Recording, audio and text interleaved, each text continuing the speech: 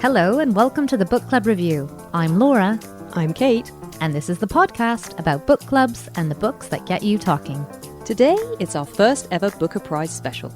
That's right, we're going to discuss and debate each of this year's shortlisted books, all 6 of them.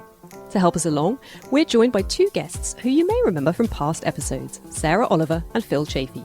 Due to COVID, unfortunately, we're not all in the same room, but that's not going to hold us back. And this is Book Club, so whether we love them or loathe them, you'll get to hear what we really think. So, which books made the shortlist? Well, in brief, as we've got a big show ahead of us, they are The New Wilderness by American author Diane Cook, This Mournable Body by Zimbabwean author Tutsi Tsangaremga, Burnt Sugar by Indian-American author Avni Doshi, The Shadow King by Ethiopian-American author Marza Mengista, Shuggie Bain by Scottish author Douglas Stewart, and Real Life by American author Brandon Taylor.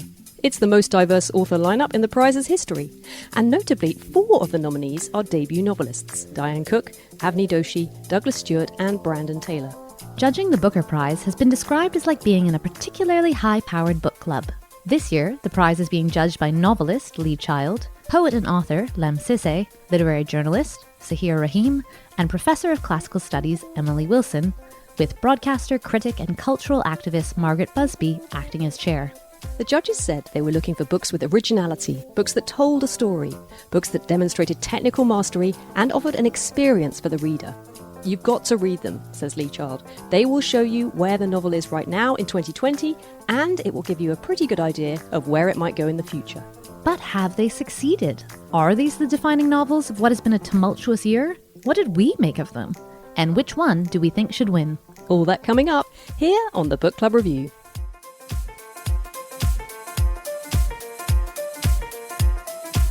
The Booker Prize. The most exasperating of prizes, is it not?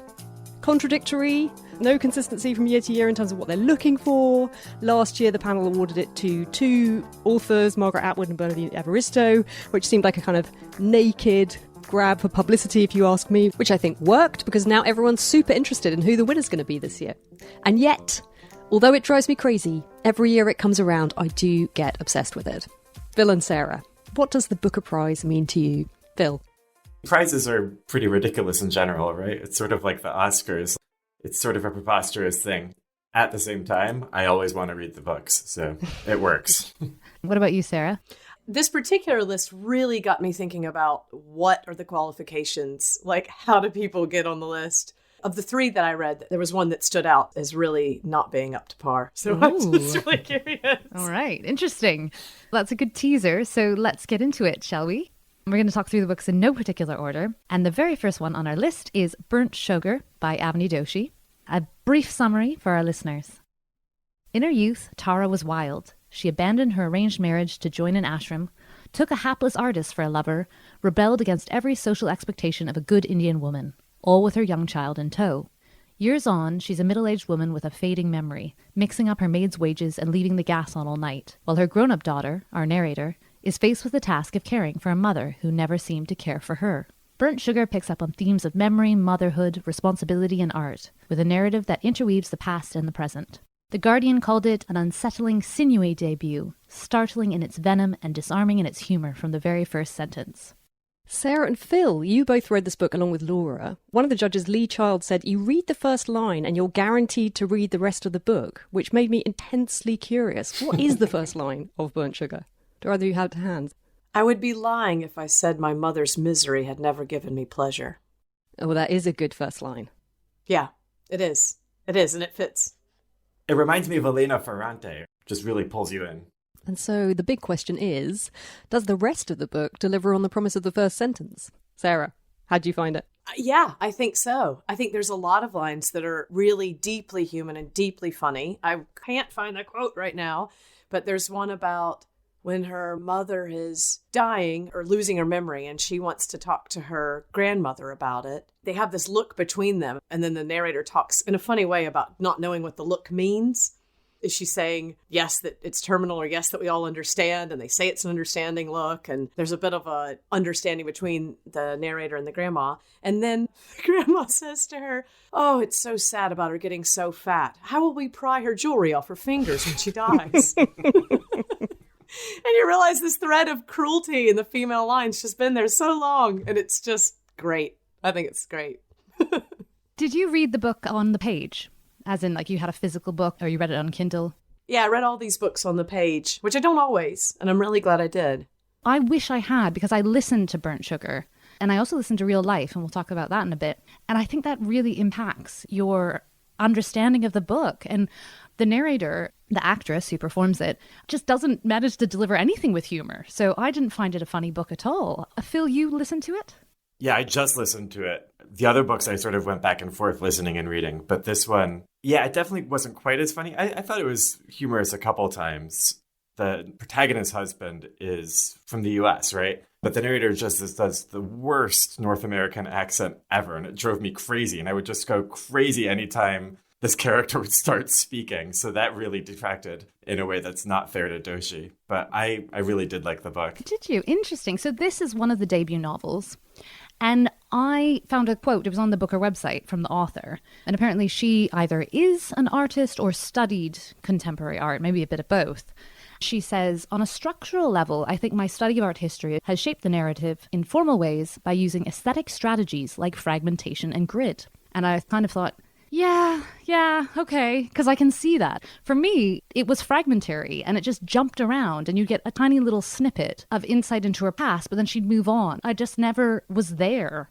She went to boarding school and it felt like it was over in a few pages, and actually it was meant to be quite an impactful experience, but it happened so quickly I couldn't have any sense of the emotional impact. I don't know. I found this book quite superficial in terms of emotion and like family relationships. I want to disagree with that. Her boarding school experience reminded me of Jane Eyre a bit, that it was so cruel, so horrible. I mean, if you remember, they kind of rescued her from the experience because it was so abusive and terrible. She was always like peeing in a corner and they all hated her and they made the other children abuse her. Yeah, it was rough. I liked the art in it as well. So the narrator has this project where she has a photograph of a face and she draws the face. And then the next day she'll take the face that she's drawn and then draw it from that. And so she's just always doing the same face. But over time it looks so different. And I think that was just talking about memory and the lens with which you look back on things. And then, of course, that face is of someone. And there's a real... Oh, no spoilers. No spoilers. Revelation. No, I'm not going to give, but there's a real revelation. And I guess I just didn't understand the narrator, and I didn't even understand her mother, because as we described in the introduction, her mother was so unconventional. And yet 20, 30 years on, as she's losing her memory, everything she says to her daughter is incredibly conventional and judgmental. And I couldn't marry up that unconventional, rebellious young woman who was so neglectful of her child with this older woman later on. The book is fundamentally the mother-daughter relationship. That really did drive things. And also this conceit over the mother's Alzheimer's. And there's this huge resentment that the daughter has towards her mother, partially because her mother is forgetting all of the trauma that was inflicted on the daughter. The other thing I just wanted to mention that I liked about the book was the sense of place and Pune in India. It was such a great, you got a sense of all of the different religions and the social system and the members club and the poverty. And it was all just really, really colorful. And I walked away really wanting to go see Pune. Oh, I agree with that too. I really loved her development of the place. And I thought Dilip, the narrator's spouse, he's Indian, but raised in America. And then he kind of made this other perspective, and his horrible mother and her coming there. There were all these characters that kind of revealed how they thought of the place or how they saw the place. And that just added more layers to it. It's good to hear the positive things about it, because from what you were saying earlier, I just thought, oh my God, this sounds like such a hard read. I was looking online at reviews and I found one where an unnamed reviewer gave it 3 stars and called it depressing. A good analysis of a woman's relationship with her mother, but is a litany of depressing incidents verging on misery lit. And I just thought, ugh. But it doesn't sound like that was the experience that you had reading it. I think for me, it almost should have been, because that reviewer is right. There is a litany of depressing events one after another, but I just didn't connect with the narrator, and so I didn't find my empathy drawn out. But I feel like Phil and Sarah have a different take. It sounds like you guys think it earned its place on the shortlist. I think if they're going for different voices, yeah, I think it's a unique voice. I'm suspicious of their desire to put all these debut novels on there. I think that's an interesting choice.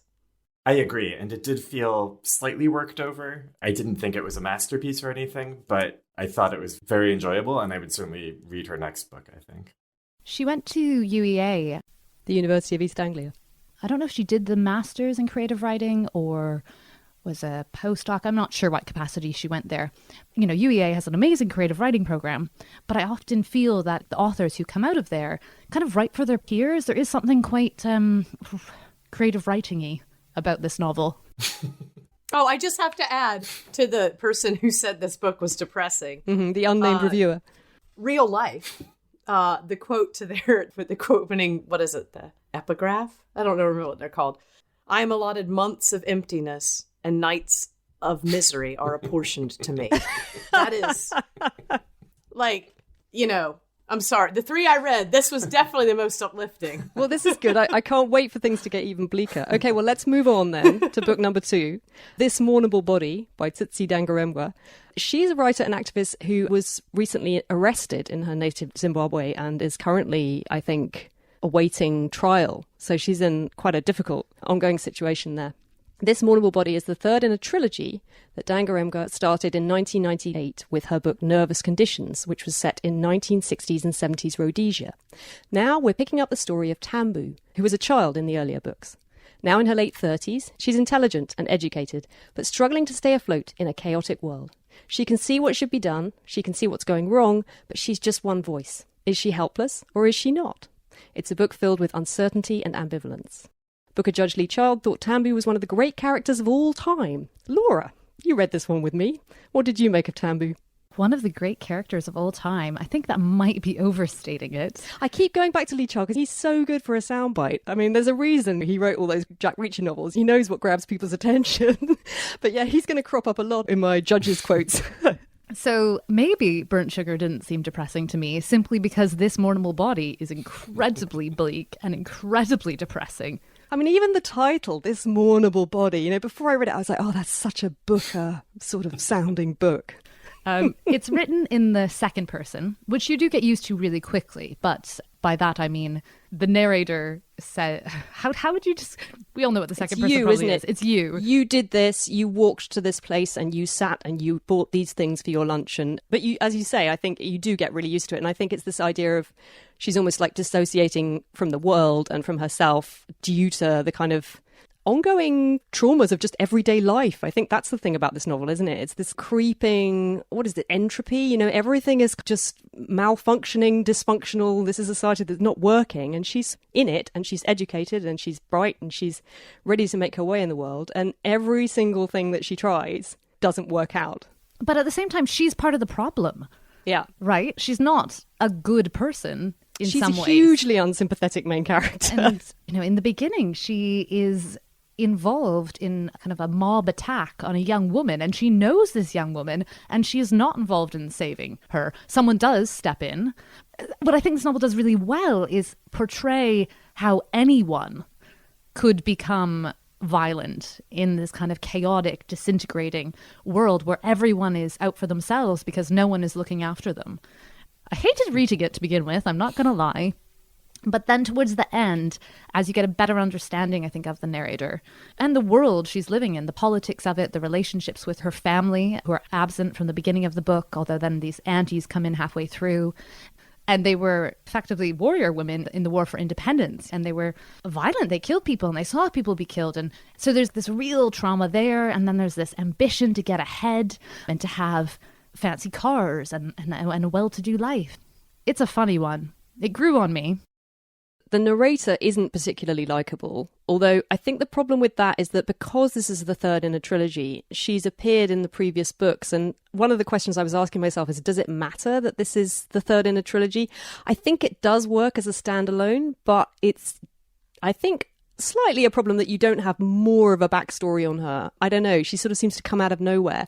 The point is, she's very unsympathetic, but it's the people that she interacts with that are actually the sympathetic ones. So the cousin, Naisha, who is someone who's been educated abroad, Tambu sees her as the kind of embodiment of the dream. She's come back to Zimbabwe, she's trying to work with women, and she's doing this sort of some kind of creative workshops with them and trying to help them and give them a voice. And Tambu is incredibly dismissive of all of this, just thinks it's a complete waste of time, can't believe she's doing it. She always sees the bad in everything. She never sees the possibilities or the good side of things. But it's almost like through that perspective, it's quite clever, because then you find you're really rooting for these other people who are sideline characters in a way, but they're the ones who really give you the broader picture of what's going on outside of this slightly crazy mindset that you're in, which I have to say is a very uncomfortable place to be. I didn't really enjoy it either. I thought it was really well written. I really did think that the sentences were just beautifully composed, and that carried me through, and there was a pleasure in that.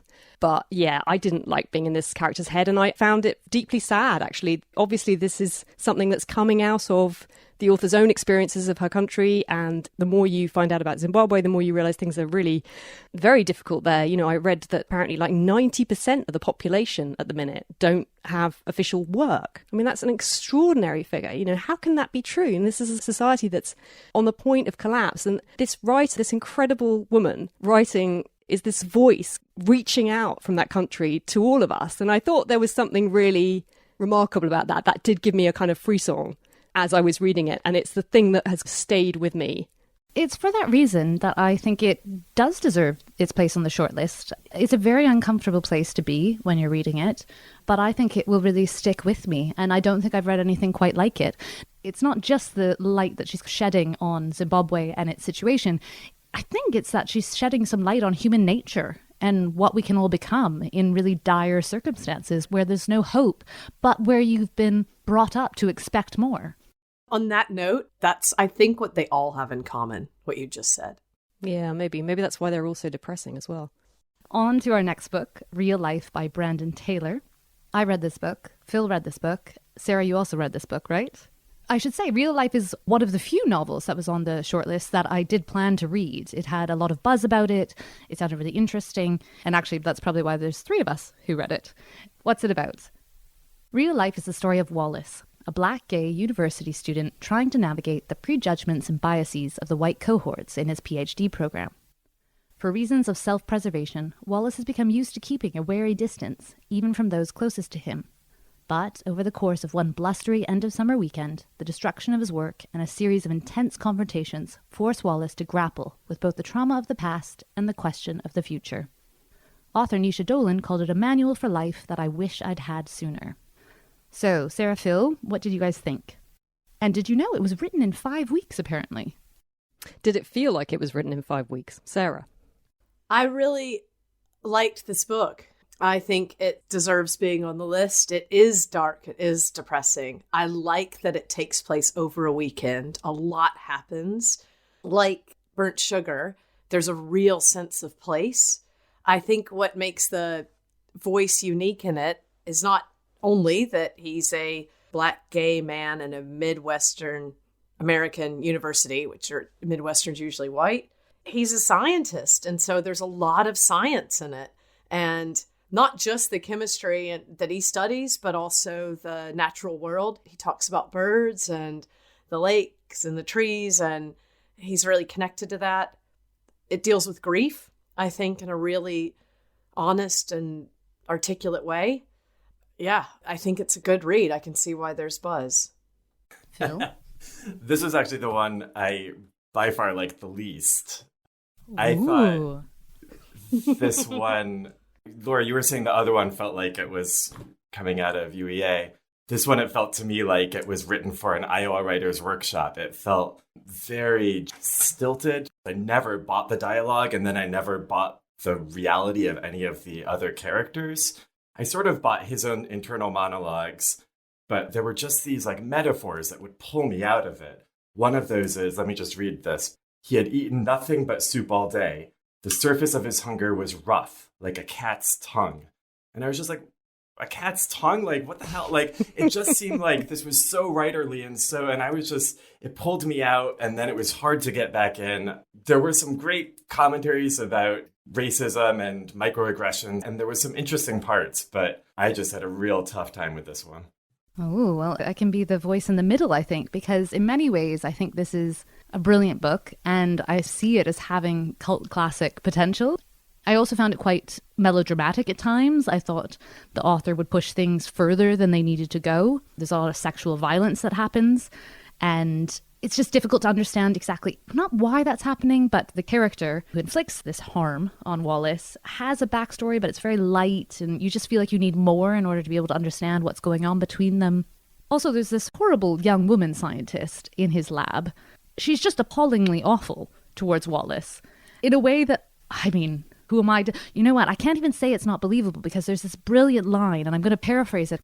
But Wallace says when he brings up racism and the racism that he faces in academia, in the world of science, he says, white people hold it up like it's something to be examined and assessed whether or not it's true. And that's really stuck with me, this idea that anyone who hasn't experienced racism could be able to assess what is and is not racist. Absolutely. That jumped out at me, too. It was a brilliant point. Yeah. There were times, too, when he talks about grief in a way, too, that how he's unable to articulate how he's feeling. He's constantly asked, how are you feeling? How are you feeling after the death of one of his family members? And he doesn't know how to answer the question easily. So he just says fine, or he doesn't really answer. But you get to read what's going on in his mind. And he talks about how other people, they couldn't sit with the answer. They make it about themselves. And that happens multiple times in the story. And I liked that too.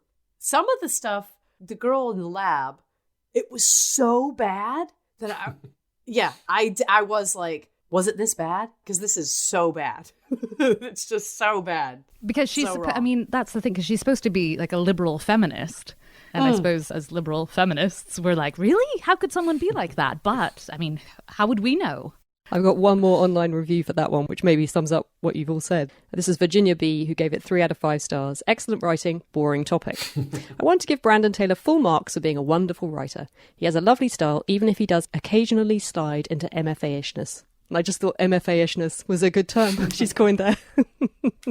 I think Brandon Taylor may write a novel that is worthy of winning the Booker Prize. I just don't think this is it. This is a debut novel. I agree. It's great, but flawed. And he wrote it in 5 weeks. I'm sorry, I know I haven't read it, but I'm very sceptical of anything that someone could write in just 5 weeks. That's okay, because what is so remarkable about this book is that feverish sense of condensed time. It is set over a weekend, and you're with him and in his mind the whole time, and that's powerful too. So there's a lot that's great about this book.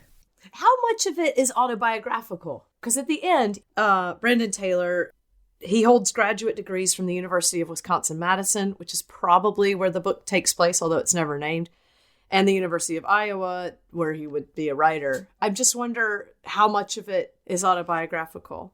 And then also, I need to comment, this is a bit cheeky, but there's this profile picture in the back, right? So that's him. But then there's this guy on the front.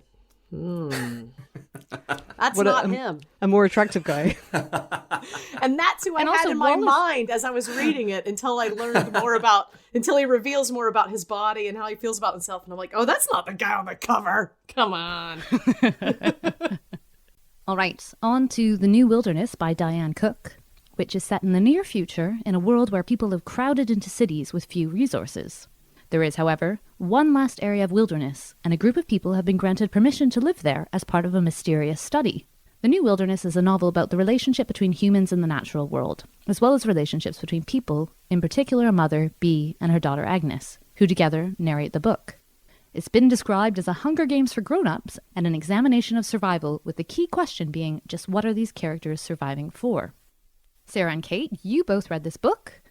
Kate, I know you were put off reading this one till the very last minute. How did you find it when you eventually plunged in? Yeah, Clive, I spent so much time worrying about impending environmental apocalypses. I just don't need any encouragement or any more fuel for my imagination, So I was really resistant to reading this. I have to say, it's incredibly readable and I was hooked really quickly. I love the mother-daughter relationship and the ambivalence of that relationship. That's what I loved about it. I loved the way the love was there and it was fierce, but at the same time, the mother bee still has love for herself in a way. There's this tension between what she'll do for her daughter and what she wants for herself. And I love that. And I thought it's very true. If you have children, which I do, you would instantly throw yourself in front of a bus for them. There's no question. But at the same time, I would probably think, I have to throw myself in front of a bus? Really? As well as everything else? It's just, you add it to the list of things that you just don't realise that you sign on for when you have children. And I loved all that. I thought all of that was woven in there and I really liked it. The actual wilderness, I grew up on a farm, but I'm actually very much at heart an urban creature. I take comfort from concrete spaces and I like bookshops and cafes and cinemas and to be in big crowds. So the idea of the wilderness just didn't really appeal to me. But Sarah, you're outdoorsy. How did it How did it go for you? Well, I first want to agree with you on the relationship between the mother and daughter, that she really explores that relationship. It feels believable and it is fierce. To add to what you said, though, she makes sacrifices for her, but she also does really horrible things that probably you wouldn't do. And so it's a difficult relationship. I struggled with this book. I really like the outdoors. I did not get the sense that the author does or has that's interesting. Time in the outdoors. So I read this in the middle. I kind of went through Burnt Sugar quickly. I really struggled with this. And then I read Real Life in 2 days.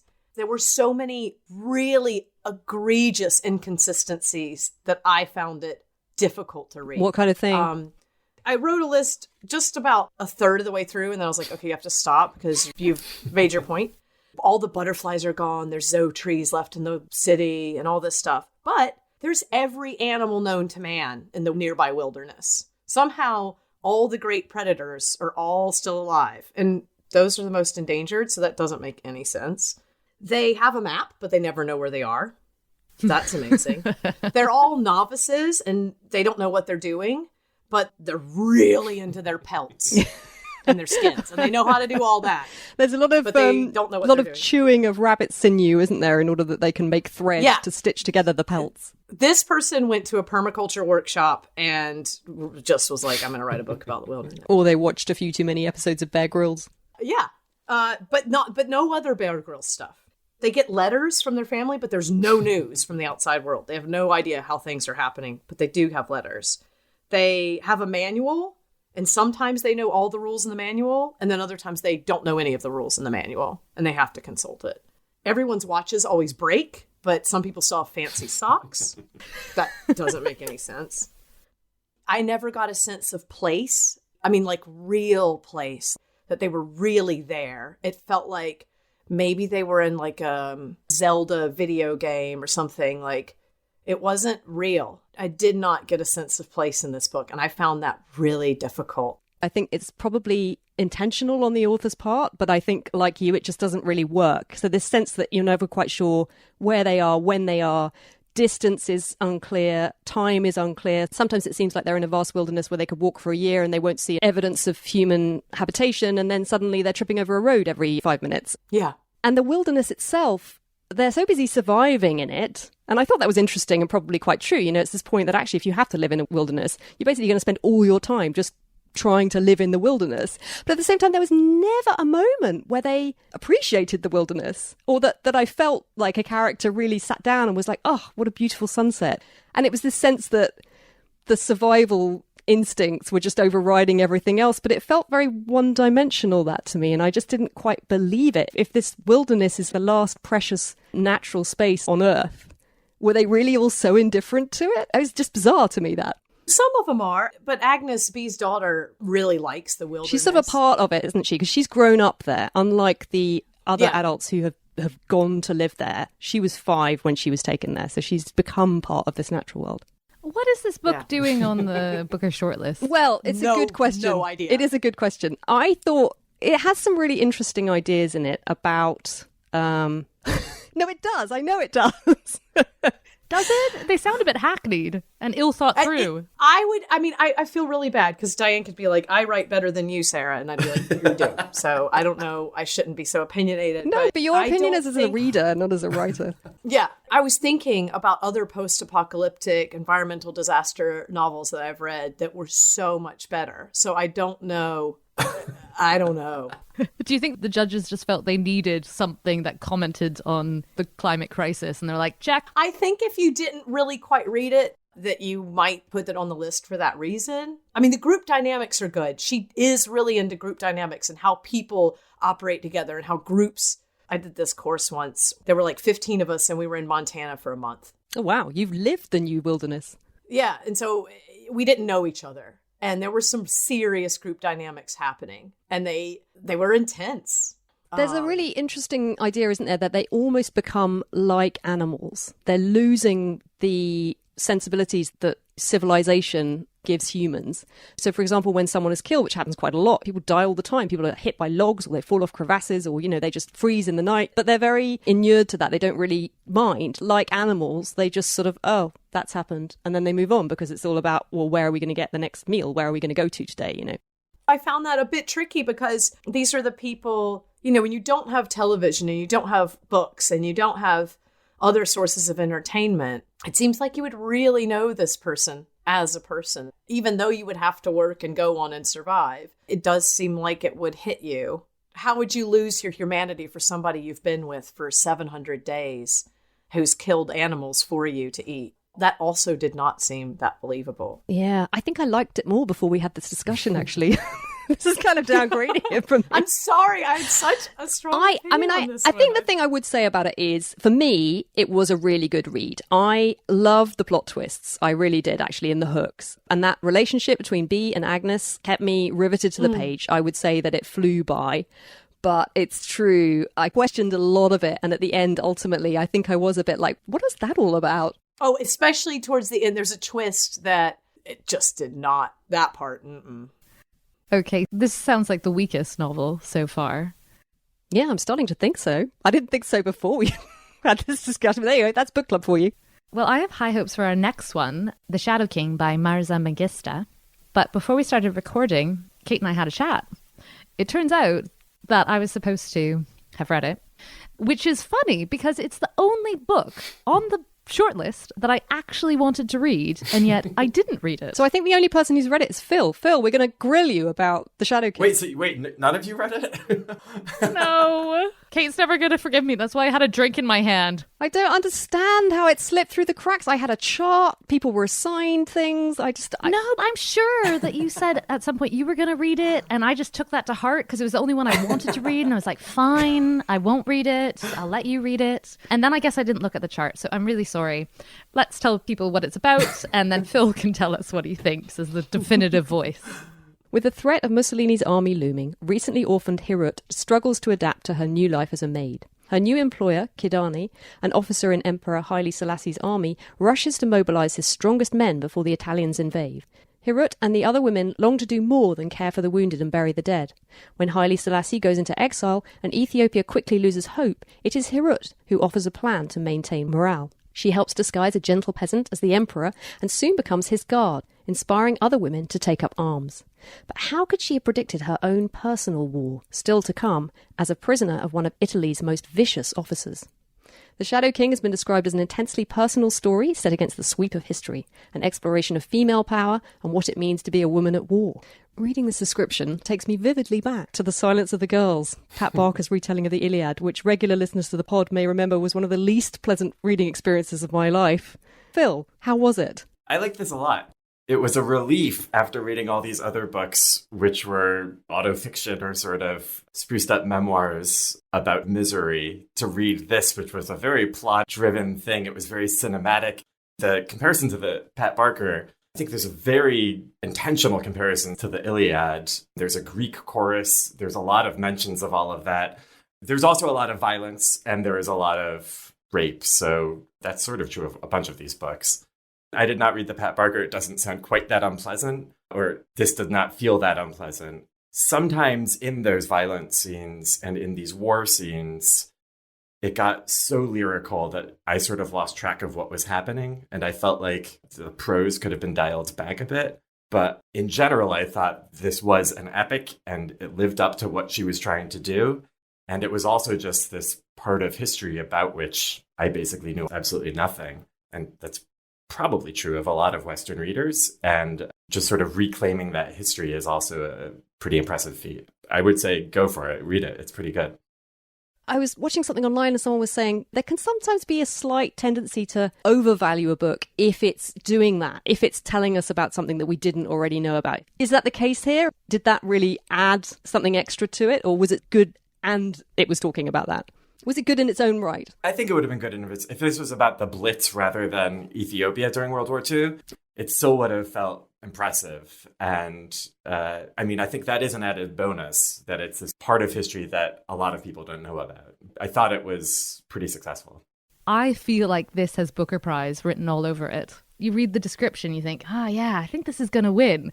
I'm not sure Kate's ever going to forgive me if it does win and we weren't able to have a heated discussion about it. If I were you, I'd move to Canada.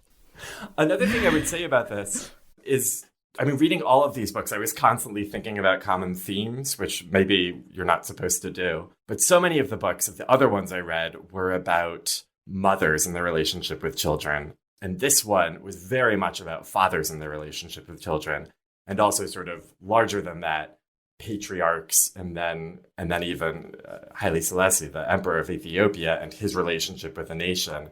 And she's really playing at the thematics of these sort of the ideas of patriarchy, and there's brutal misogynists on both sides of this war, and it's just very well depicted. It feels like a companion novel in some ways to This Mournable Body, which we didn't get into the misogyny and the violence against women, but is just endemic. I think you are supposed to read the shortlist almost as a thematic collection of novels, because the judges are just going to do that, aren't they? The judges are going to rationalize their choices somehow. It's a very illustrious panel, but I do get the feeling that they're all quite earnest. Like, do they have any sense of humor? Yeah, there's definitely not much humor in this, but it does feel the most cinematic of all of them, and I bet it would make an amazing miniseries or something. How many books has this person written? This doesn't sound like a debut novel. I think it's her second. I think she wrote a debut novel actually about Haile Selassie in his last days as emperor in the 70s. This book actually starts in the 70s and then jumps back to the 30s. But I really like novelists who write about different worlds rather than just like about their own lives and their own experiences. Although often that's what you get with a first novelist in particular. True. On that note, let's move on to our final novel, Shuggie Bain by Douglas Stewart. Which, of course, I've been saying Shuggie Bain, but Kate has corrected me, and it is Shuggie. I thought it was apparently. Shuggie as well. I said Shuggie in my head, and then I just heard some people talking about it. It turns out I think it's supposed to be Shuggie. Potato, potato. Let's go with Shuggie. Shuggie Bain is set in Glasgow in the 1980s and early 90s. It's a city in the midst of recession, and working families are struggling to survive. Agnes Bain has always expected more from life. She dreams of greater things, a house with its own front door, and a life bought and paid for outright, like her perfect but false teeth. But Agnes is abandoned by her philandering husband, and soon she and her 3 children find themselves trapped in a decimated mining town. As she descends deeper into drink, the children try their best to save her, yet one by one they must abandon her to save themselves. It is her youngest son Shuggie who holds out hope the longest. Shuggie Bain is the story of a Glasgow childhood and the relationship between an alcoholic mother and her son. More generally, it's about working-class Glasgow, a society devastated by Thatcher's policies and struggling to make ends meet.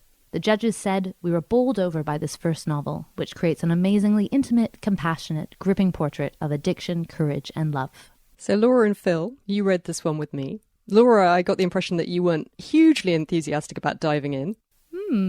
How did you find it when you eventually did? I think it's very beautifully written. It definitely feels like a misery memoir. It isn't a memoir, it's a novel. But Douglas Stewart did grow up in this time period in working-class Glasgow.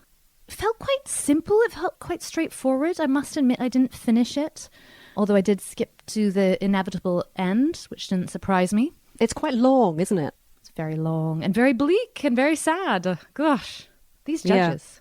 Phil. I absolutely adored this novel. I thought it was my favorite new novel I've read in years. I thought it was astonishingly good. I was in tears by the end. It's very bleak. There's also a lot of violence, but it was just this world where it was also really funny. And I was just really upset to leave the world. I would love to just read a sequel and pick up where it left off. Oh, wow. This really grabbed you. I mean, I loved it, but I wouldn't go that far. It really grabbed me. I just really, really loved it. Yeah. I have nothing bad to say about it in terms of criticisms. You can't help but think about misery memoir as you read it, just because it is so relentlessly bleak. I don't think I've read something that was just so unremittingly awful for a long time, and yet something that had me so gripped. It made me think of, you remember that book that did amazingly well years and years and years ago, the kind of classic misery memoir, Frank McCourt. Angela's Ashes. Angela's Ashes. There you go. Made me think of that, you know. But almost like that was much funnier than this. I'm intrigued that you found this funny, actually, because I really didn't. I did find it very, very bleak. But what I loved so much is that in the middle of this pain, this trauma, this struggle, you know, these are working class families. It's just all very hand to mouth, and there's no work, and everything is just terrible. And then there's this mother and her struggle with alcoholism. If you take away all of that, what is left is this love that this child has for his mother. And I don't think I've ever read anything that almost like excavated that so beautifully and allowed you to see it, you know, to make something intangible like that so visible. Honestly, it was making me like feeling quite moved talking about it. It's a long time since I read this book. This is the first one I read, and I read it a long time ago. But yeah, I read it. My daughter insists, she's 2.5, and she insists on one or other of us, me or my husband, sitting at the end of her bed when she falls asleep at night. And as it's a third child, you know, we're kind of indulgent. All right, fine. And so this has become my reading space. I sit there and I read. And so I read Shuggie Bain with her sleeping, you know, next to me. And I was just in that incredibly kind of intimate, warm, quiet space reading this book. And I could not tear my eyes away. And there was a point, you'll know, Phil, there's a sort of section in the middle where things change a bit. The tone actually does shift. And that just deepened my engagement with this book so much more. And then there's a moment where I stood up and I was just like, no. And I was like, oh my God, I'm going to wake her up. I couldn't not. I cried out loud, you know, and that made me realize how invested I was in this book and how invested I was in these characters. And I think it does matter that you have this sense that this is informed by the author's real life experiences. I think if you didn't have that, I wonder if it would have meant as much to me. You know, there is at the back of your mind as you're reading it, this knowledge that this is based on someone's life and feels very authentic. It feels very true. Yeah, I definitely think it's the closest of the books I read that it feels like autobiography. It just never really struck a false note to me. But the other thing that I really loved was there's a lot of awful people doing awful things to each other, but all of these abusers and all of the people, there's a sense of three-dimensionality to them where you understand their own traumas, and no one feels sort of cartoonishly villainous. Oh, I don't know. Well, okay, so the dad, Big Shug. Big Shug. He's just, come on. Even Big Shug looks out for Shuggie a couple times. I mean, one exception I might make is Big Shug's second and final family towards the end.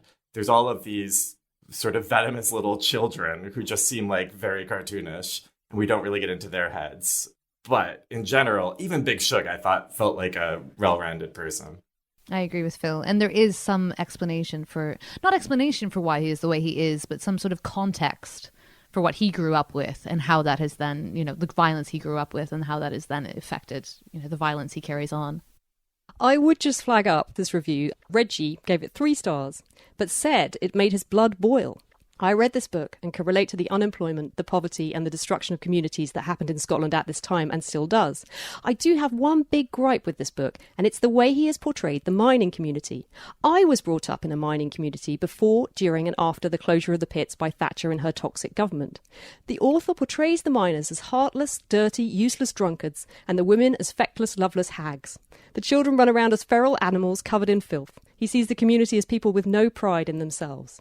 The mining community I know are proud, hard-working, resourceful people who look after each other, who are intelligent and quick-witted, especially when it comes to politics.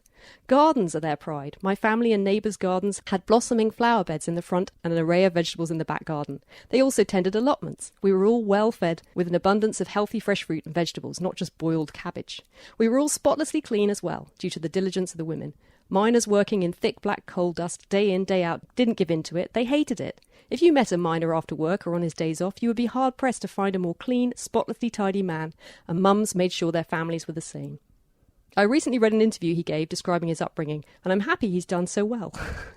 I just thought it was interesting to me because, I believe him, but at the same time I did think, this is a novelist. This is a novel, and I'm wary, I think, of misery memoir because I know the pull it has. It's like I don't know what it is, but there's something about reading these really sort of shocking, devastating stories. There's a kind of magnetism to it. You can't turn your eyes away. And I was a little bit like, was it really that? It felt exaggerated, but I didn't mind because I just felt it worked so well in doing that thing that for me was so magical about it and the thing I found so moving. And I felt changed by it, which I always love. I am not the same person now as I was before I read this book. And that's what I look for. I feel like that's a good point then to talk about who should win. I feel like, Kate, we know who should win for you. Well, I was reflecting, of course, it's impossible for me to say, isn't it? Because I haven't read, and any of us, none of us have read all of them. I think the listeners, hopefully, might have an idea. I'd be surprised if it's the New Wilderness now. Which one do we want to win? I mean... that is a good question. I'd be happy if Shuggie Bain won. But then I honestly would be happy if This Mournable Body won, because I just thought she isn't a debut writer. She's been writing for sort of 30 years, and this book felt like the culmination of a working life and a thought process that's been developing. If nothing else, I think it'll be great that more people will read it because of its being shortlisted. I don't think it's one of the ones I read. Should we be mean-spirited and say who shouldn't win? I don't think Burnt Sugar could win. It's an interesting novel, but I don't think it has much depth. I don't think she's got a deep understanding of human nature yet. But you guys liked it more than me. Do you think it could win? Should win? No, I don't think it should win. I thought it was very good, but we know how I feel about Shuggie Bain. I feel like that should win. But Shuggie Bain could also, because that's the only one of these that's also been nominated for a National Book Award. So it could go win that, and then I'd be very happy if The Shadow King won, which is easily deserved, I think. I'm with Kate in that I think This Mournable Body could also win. I struggled to read it, and it is a slightly disconcerting experience. Her style can be a bit fragmentary, and you are thrown into a world without much context, maybe because it's the third in a trilogy. But for me, that was the standout novel that will stick with me and that I felt had insight into human nature and what humans are capable of doing. And actually, maybe I agree with Lee Child in that she is an astonishing narrator. I have never encountered kind of a voice like that or been taken into or been brought on side with someone who's quite so unsympathetic. And yet, you're right there with her. You understand why she is the way she is, even if you don't like it. I think Real Life could win, still. That seems to be the buzziest one of them. And I think it would be a shame because I think it's going to find readers anyway. Kate, you should read that too. And I'm going to read The Shadow King, and then I'll bring it up on bookshelf as penance. Yeah. To be continued, this discussion. Yeah, I would like to read that. Phil and Sarah, it's been such a pleasure exploring these books with you, and I can't wait to find out which one is going to win. Now, before you go, I wanted to play a quick game about past Booker books. That is probably the horribly unpolitically correct Snog, Marry, Avoid. So, Snog would be, you liked it. Marry, you loved it, you want to curl up with it, you'll read it again and again and again. And Avoid, you maybe read it, but you'd never read it again. You've read it, but you wish that you hadn't. Oh, okay, God. so I didn't know we were playing that. So. I'll go around. But if you haven't read it, that's fine. Just say pass, and we'll move on to the next person. Okay, so who shall I start with? Shall I start with Phil? He's looking bright-eyed. Milkman by Anna Burns. I've not read it. Pass. Laura? Snog. Yeah, I'd also say Snog. I stopped reading it. I just wasn't in the mood. So Avoid? But I feel bad about that. Yeah. That's on you. It's not the book. And I would say it's a hard one to get into, but by the end, it's phenomenal. So give it another go. I still have it. Sarah, Lincoln in the Bardo. George Saunders. Snog. Phil? Snog. Snog. And I would say Marry. For me, that's Marry. The Sellout, Paul Beatty. Phil? Pass. Sarah? I avoided it. I mean, I have read part of it. I'd say Snog. I'd say Snog too. Yeah. Laura, A Brief History of Seven Killings by Marlon James. I only read 20 pages of that, so I'd have to say Avoid. I would say Snog. We did that for book club and it was relentless. I feel like in a way it was good prep in reading grueling things so that now I can read grueling things quite easily because I read that Marlon James book, which is like a masterclass in grueling. The Narrow Road to the Deep North. Sarah, did you read that one? Mary. Oh, Mary. Interesting. Phil, The Luminaries. Eleanor Catton. Peck on the lips. I don't know. Yeah, it's hard, isn't it? Because she's so lovely and the book was like, there's nothing wrong with it, but I feel the same. I just had no emotions coming out of that book. And I don't remember a word of it. I feel the same. Hold hands. I was going to say hold hands. Bring Up the Bodies by Hilary Mantel. Sarah, have you read that one? No. I also quit it. I quit a lot of books. But only because I wasn't in the mood. We tried to read it aloud, and it doesn't read aloud well. And that's a long one to not be in the mood for. Yeah. Laura. Mary. You would marry. Yeah, well, I love historical novels, and she is the master. I agree. Also will fall. Yeah. I wouldn't marry, but definitely Snog. The Sense of an Ending by Julian Barnes. Anyone read that one? Nope. Yeah, that's in my category of, I'm sure we did, because my book club did the Booker winner every year. So actually I've read all of these. And, I'm pretty sure I read it. Can't remember a word of it. I think I'd say avoid. I think it's the best title. Love that title. The Finkler Question by Howard Jacobson. Anyone read that Ooh, one? I tried. Avoid. Avoid, yes. Run for the hills.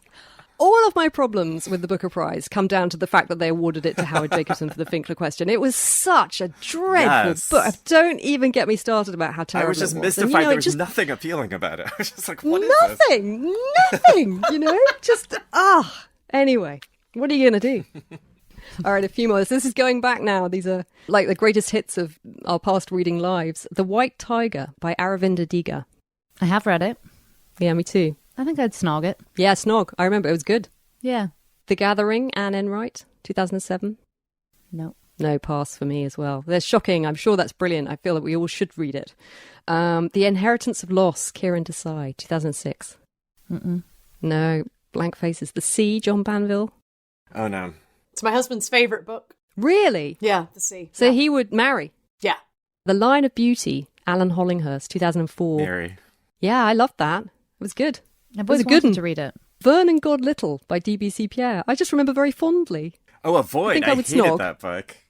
Oh, did you? I think I would snog. I reckon it probably is one of those books that's very divisive. You either love it or you hate it. I think I was fine with it. I think I liked it. But I don't remember it.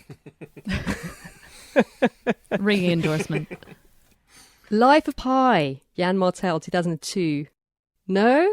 Well, I have read it. I feel like it had too much hype. It's fine, right? I think it was a snog. I think it was a bit like watching a really good movie, that book. I think it was good.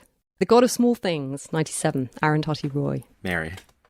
Mary. I reread that recently and I was blown away by how good it is. Oh my goodness, does it stand up? Everyone, reread it. You read it back in the 90s. You've forgotten it, read it again. Debut novel. So good. Last Orders, Graham Swift. I remember being a bit of a struggle. Yeah, not great, I don't think. The Ghost Road, Pat Barker. Cried my eyes out. Snog, have to say. And then How Late It Was, How Late. I watched a documentary on the Booker the other night and they were saying it's like the most unreadable links to Shuggie Bain, actually, because it's set in Glasgow. It's about a Glaswegian hard man who goes blind and it's written in the most incomprehensible dialect. And it was, I think, quite controversial at the time that they picked it because it was felt to be so unreadable. It was one of those ones where it was really like the Booker, the literary establishment picking books that no one could read. And after that, I think they made a real point of trying to go for page turners, books that people could actually read. All right, maybe that's as far back as we should go. I like doing this. It's like a little trip down memory lane. So you've had a little look at the list of Booker winners, of which there are many. What is it, 1968? 1969 it started. If you could choose just one, which one would you choose, Sarah? I have not read many of them because I'm American, so I pay attention to other awards. But I really love An Ishiguro in the fall. I think his books are so autumnal. I love how he takes you somewhere else you didn't know you wanted to go. That sums him up. And he's been on there a few times. Yeah, 1989, The Remains of the Day, which I've never read. And Never Let Me Go was shortlisted. Oh, yeah, that I did read. Also, he's really tight. He does not go on. He does not have thick books. They do a lot in a short amount of time. And a lot of these new books, they need to be cut down. They're too long. It's not that I don't want to be with it for that long. It's that I think it's a skill as an author and their editor to be able to let things go. And he does do that. And I think that's a power. That's good. That leads nicely into my choice, which is Hotel du Lac by Anita Bruckner, which I think is perfect. It is so spare and simple. It's the portrait of a woman in her late 30s, and she's been sent to a hotel in the Alps for unknown reasons initially. And not much happens. It's just about her trying to write a novel, the inhabitants of the hotel. And it really surprises me it won the Booker, because it won in 1984. And actually, it's such a beautiful picture of, I don't know, the female experience. That sounds grand. But I think right now, there's a real push against the Booker Prize traditionally being seen as like the preserve of white men. And actually, in 1984, the panel awarded Anita Bruckner the Booker for the Hotel du Lac. And rightly so, I think. Yeah, I love Hotel du Lac. We read that quite recently, didn't we? And Phil, how about you? What would you choose? This is slightly cheating, but we've already said the ones I would marry. But the children's book, which was a finalist in 2009 by A.S. Byatt, Wolf Hall won that year. But in my mind, the children's book is just as much a masterpiece. And this is... I think I've ever heard of it. So this is this book, which is historical novel again, set in sort of late Victorian or Edwardian turn of the century. And it's this family of Fabians, like the Fabian Society. So very sort of bohemian folks. And it's basically sort of like a E. Nesbit type character. So early children's book author who has this like all these children who are running wild, and she's writing books to them. So part of it is these like recreations of these early British children's books written to the children, which are really magical. But the whole thing is just a complete delight to read and a really autumnal read, which I really recommend. We hadn't talked about Possession, which is the A.S. Byatt novel that did win the Booker. And I think I might marry that one. I'd marry it, but I wouldn't read the poetry. Yeah, same. Mine is Lincoln in the Bardo, which I loved so much that I've read it twice, because when I finished reading it the first time, I immediately turned back and I read it again. That's exactly the next thing I did. It's this crazy, confusing novel told by this polyphonic cast of characters who turn out to be ghosts. And then there's this heartbreaking story of Abraham Lincoln and the death of his young son, Willie. It's a difficult read in many ways, but what I love about George Saunders, he has this kind of incredible capacity for mixing heartache with humour, and the thing that ties it all together is just this incredible sense of empathy. It's what I love about his writing. I feel like no one does empathy the way George Saunders does. That's something that runs through all of his work, you know, whether it's even just some literary criticism or whether it's like a sci-fi short story. That sense of empathy and how we behave towards one another as human beings is always there. And so for me, it was this rare thing. It was a Booker winner that I completely and uncritically loved. Yeah, I love that book. It's a great book. I'd marry it. What I've never done, but which apparently is great, is listen to the audiobook of it. Because it's sort of written a bit like a play when you read it. That's one of the reasons it's quite confusing when you're reading it. You're just like, what's going on? It takes you a while to get your head around how it works. But in audio form, I think it's probably very natural. And it has, I think, the largest cast of characters of any audiobook ever, including all these people that you've heard of. And George Saunders is in there. And apparently it's really great. So yeah, it's still on my to-do list. But one day I will do that. And they were going to make a film of it too. No, really? Oh. Yeah. And some of the voices would be from the book in the film. I could see it animated, but how could you film that? That's not going to work. How would you film the character with the permanent, Yeah. You know what I mean. Yeah. I don't know who would do it. Guillermo del Toro, he could probably tell you. That'd be really important who directs my goodness. It. All right. And on that note, thank you so much for joining us. This has been a total treat. And yeah, let's do it again next year. Absolutely. Yeah, this is the first of an annual series. That's all for this episode. If you enjoyed the show, check out our brand new website, where you can find our archive of over 70 episodes to browse through, including our most recent book club episodes on Bonjour Tristesse by Françoise Sagan and The Memory Police by Yoko Ogawa. You can also explore our library of book reviews and articles, including one dedicated to the very best Georgette Heyer novels, our guilty pleasure reading. You'll find it all at thebookclubreview.co.uk. You can also get in touch with us there, or follow us on Instagram or Facebook at Book Club Review Podcast, on Twitter at Book Club RVW Pod, or email the Book Club Review at gmail.com. Tell us what you're reading for book club right now. We love to hear from you. And if you're not already, why not subscribe to us wherever you get your podcasts? If you like what we do, please do take a moment to rate and review the show and help other listeners find us. But for now, thanks for listening and happy reading.